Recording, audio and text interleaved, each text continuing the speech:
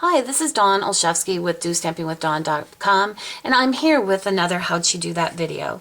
And today's video is courtesy of Splitcoaststampers. I was invited to join them on their holiday blitz. This card, which is a screen divider card, is featured on November 13th. So look at this. Your friends and family are simply going to be amazed when they open up this holiday card.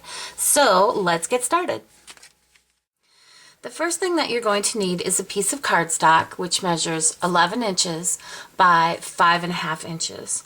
And we're going to score it at 2 3/4, 5.5, and 8 1/4.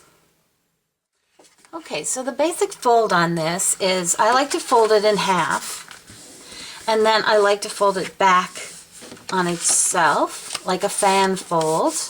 This is what your card is going to look like. Alright, so next we want to create a border across the top, and we're going to use Stampin' Up's new Confetti Star Punch. Now when I use border punches, I like to start in the center. So I'm just going to center my cardstock in there. Give it a good punch. Sometimes you need to put a little more weight into it when you do that. And you can see here's my punching here. Now I'll come in a little bit closer, because there is a little bit of a trick to lining these up.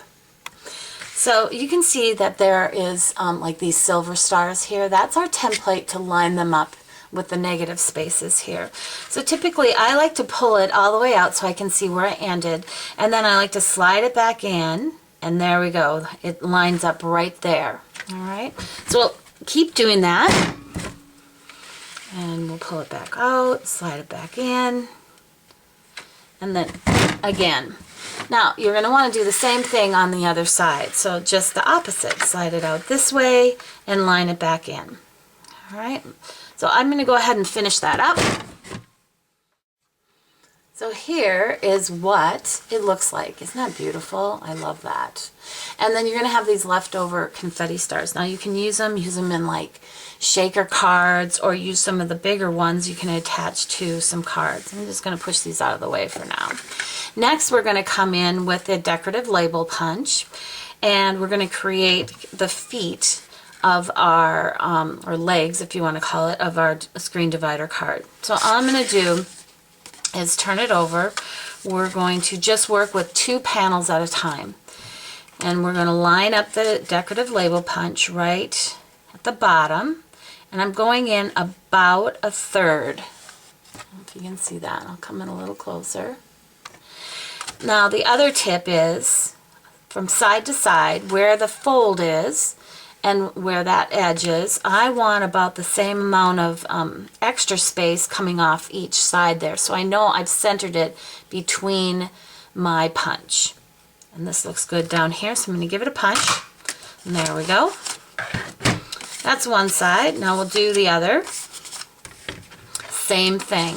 We're going to come in about 1/3. We'll center it side to side this way. And that looks pretty good. Alright, whoops, and there, those line up really well, don't you think? And that is the bottom of our card, and really, that's the basis of any card. You can use any border at the top, but definitely use the decorative label for the bottom. Now I've done my stamping already. It is done with Ornamental Pine. This is in the 2014 holiday catalog for Stampin' Up.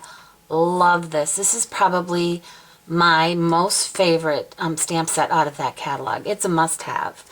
And then I've also used Gorgeous Grunge, and this is from the annual catalog. Another must-have because it just blends well with lots of different images. Now let's talk a little bit about the inks that I've chosen to use today. Now, let's see. Garden Green, of course, is the pines. And then the pine cone was done in baked brown sugar. So we've got lots of pine cones on here. Early Espresso, that's what I used for the greetings. And then the last one was I took the the Gorgeous Grunge, this kind of dotted image, and I did some speckling with, this is Crumb Cake. So that that kind of shows you how the stamping. I'm going to give you a little bit of tips though. For the last panel has the main greeting and then just a little bit of decorative stamping. You want to leave room for your signature here. And then this panel with the greeting. I'm going to talk a little bit about how to stamp that.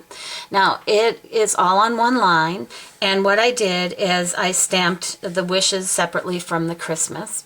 And all I did, if you can see, I just inked up the wishes first. So I went ahead and I stamped that.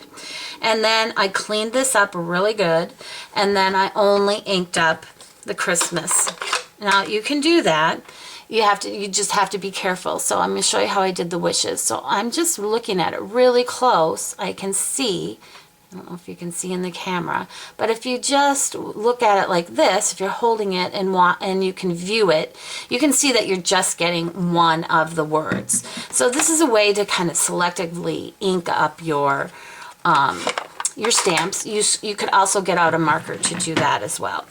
So there's our stamping, and I added them to, these were panels. Oh, you're probably wondering what size panels these are. They are 2 1/8 by 4 inches. All of them are the same.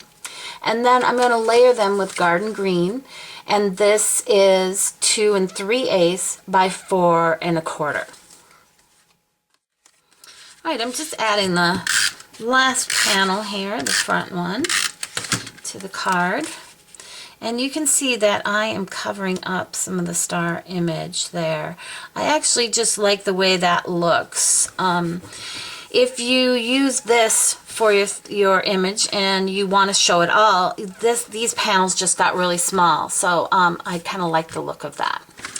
So we'll fold this back up, and optionally, you can add a piece of baker's twine. This is our gold baker's twine. I used 16 inches, and I just tied it off to keep the card closed. Now they can just slide it off, your recipient, and open it up, and there you go. Cute. I love this. There are so many different options that you could use for stamping on this. It does fit in Stampin' Up's, let's see, medium size envelopes. I did a little stamping there. You can see this. Now it is a little bit smaller. I mean, it fits this wise, but it's going to be a little smaller, but that's all right. It'll still go through the mail just fine. So I hope you enjoyed that. Be sure to stop by my blog for more inspiration and creative ideas. Thank you.